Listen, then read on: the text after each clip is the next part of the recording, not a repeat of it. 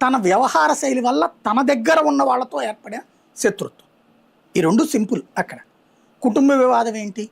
తను పెళ్లి చేసుకున్నాడు, తనకేం ఫీలింగ్ ఉంది, ఆడపిల్లే ఉంది నాకు, తర్వాత నాకు సోదరుడి కొడుకు అయినటువంటి జగన్మోహన్ రెడ్డికి ఆడపిల్లలే ఉన్నారు, మా తర్వాత వారసత్వం లేకుండా పోతుంది అని ఫీల్ అయ్యాడు ఆయన.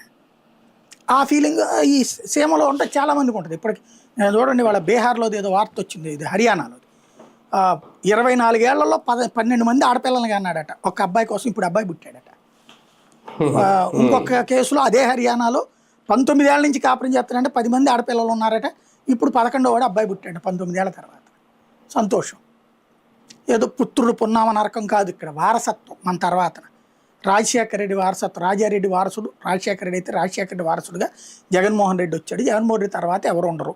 కాబట్టి నా కొడుకు, అది కూడా ముస్లిం హిందూ లింకు అన్నటువంటి కోణంలో ఆ ముస్లిం అమ్మాయిని పెళ్లి చేసుకోవడం, ఆ వయసులో లేకపోతే ఆయనకి పిల్లని ఎవరిస్తారు?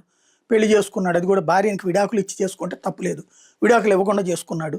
ఊరంతా తెలుసు, ఆ ప్రాంతం అంతా తెలుసు. అమ్మాయికి అక్కడ ఆయన ఇల్లు కట్టించింది తెలుసు, ₹1 కోటి పెట్టి ఇల్లు కట్టించింది తెలుసు. ఎవరికి తెలియదు ఇదంతా? ఆ ఊళ్ళలో తెలియదా? పల్లెటూళ్ళలో తెలియకుండా పోతుందా? ఈయనకి ఆ అమ్మాయిల పెచ్చుందన్నది తెలుసు. ఆ ₹1 కోటి అమ్మాయికి పెళ్లి చేసుకుని ఇల్లు కట్టించాడు, అమ్మాయితో బిడ్డనగా అన్నాడు అన్న సంగతి తెలుసు. ఊరందరికీ తెలుసు. ఆ అమ్మాయిని తరిమేశారు ఇల్లు అన్న సంగతి తెలుసు.